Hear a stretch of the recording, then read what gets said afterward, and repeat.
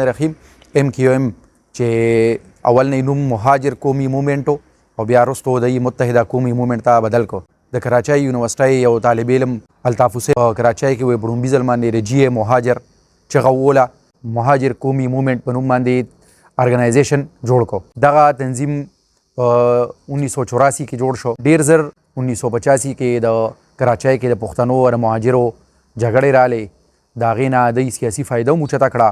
دوی ته په دغه زمانه کې الطاف حسین ته او مهاجر قومي موومېنټ ته کراچۍ کې د ټولو نه غټ رکاوټ چې کوم و هغه د جماعت اسلامي او د جماعت اسلامي هغه سټوډنټ وینګ چې کوم دی اسلامي جمعیت طلبه نه دا او الطاف حسین په خپله یو پیرې ته د دې خبرې اقرار وکړو چې یاره موږ جماعت اسلامي سره نشو کولی.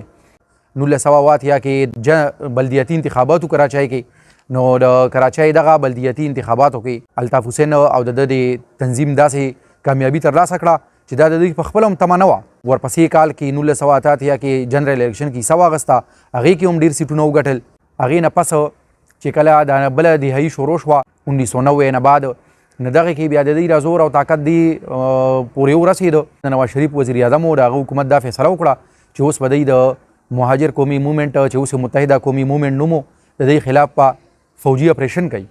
نو په 1992 کې یا 1996 کې د یو پیرې ته وزیر اعظم نواز شریف حکومت کې یو پیرې ته وزیر اعظم بېنظیر بھټو حکومت کې د دوی خلاف دوه فوجي اپریشنې وشوې. دغه فوجي اپریشنو کې د چې حکومت څه غوښتل نه هغه حاصل نه شو او فوجي اپریشن یې څه پکې د پولیس سره فوج د غلطو د وجې نه د دوی د هغه دوی الټا سیاسي فایده واخیسته او MQM زور د کمېدو په ځای نور سیوا شو. ډېر زر داسې یو وخت راغی چې کراچۍ ښار د دوی داسې قبضه کې راله چې په دغه ځای کې کجی ګراوند یو ګراوند او هغه د فوټبال ګراوند کې به د MQM دغې خلکو داسې طریقو سره چې کوم دی نو خلک قتلول چې لکه یو هلک به چې کوم دی نو غریب به دوی راوستی او هغه به منډې وولي او دوی به پرې فایرنګ کو یا به چې کوم دی نو په چاړه باندې و یا به د مړه شوو خلکو په سرونو باندې فوټبال کو. بیا چې د مشرف حکومت راغی حکومت بدل شو نو هغې وخت کې دوی نور زور وموندو او هغه والا مرکز کې په حکومت کې حصه ورکړه. نن مرکز د حکومت د حصې د وجې نه دوی نور طاقت ته رالل. دا ډېر وخت داسې لکه یو دور و په کراچۍ باندې چې کراچۍ په لندن کې ناست الطاف حسین چې هغه د 1992 اپریشن نه یو میاشت مخکې د دلته نه تللی و د پاکستان نه اول ته یې پناه اخیستې وه.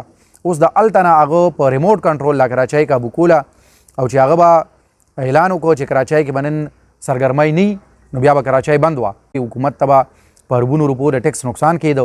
بېنظیر بھټو په دغه خپل دویم حکومت کې یو پیرې ته د UK حکومت ته وویم چې دا سړی د دې باره کې ستاسو څه خیال دی چې هغه د دلته نه موږ ته په کراچۍ کې حالات خرابوي. 2014 کې چې کله الیکشن وشو نواز شریف حکومت ته راغی بیا یو پیرې ته حکومت دا فیصله وکړه چې د دوی خلاف اپریشن وکړي.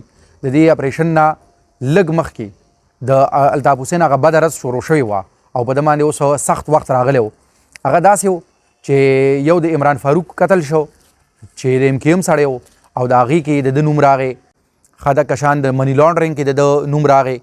په ټیکس چورۍ کې د نوم راغی. د را سره رابطه د انډیا چې کوم انټیلیجنس ایجنسي ده او د بیا شراب مراب او داسې څیزونه به هم ډېر څکل. مصطفی کمال چې د پاک سرزمین پارټي مشر دی هغه وایي چې د اخیري 10 کاله بیا موږ زبنګه به صرف دومره دا کار و چې موږ به الطاف حسین سنبالو. د ده نه دغه ټایم کې یوه غټه غلطي دا وشوه چې هغه وروستو د MQM زوال ثابت شو او د فوج پسې خبرې شروع کړې. چې کله فوج پسې خبرې شروع شوې هغوی هم د خلاف د -1 فارموله بیا اپلای کوله. یو ورځ چې کوم دی د فوج د پاکستان خلاف ډېرې ګډې وډې په خپل تقریر کې ووې د لاهور های کورټ په هغې باندې پابندي ولګوله د ده په تقریر نشر کولو میډیا باندې. چې کله اپریشن نور مخکې ورسېده نو هغه چې څنګه پاکستان غوښتل نه هغه شانو شو. نن هغه الطاف حسین ماضي یو واقعه ښکاري او فاروق ستار چې د دغې پاټۍ الطاف حسین پسې دویم غټ نوم نه هغه یو ورځ په قومي اسمبلی کې د الطاف حسین د تقریر خلاف اسمبلی کې قرارداد پیش کو. دا چې کوم دی د MQM د الطاف حسین د عروج د زوال هغه کهاني ده چې یا یو وخت کې میډیا به د تقریر چې نه نشر کولایو نو د میډیا بیا خیر نه او یا اوس چې کوم دی میډیا د هغه یو خبره هم نه نشر کوي. ډېره مننه.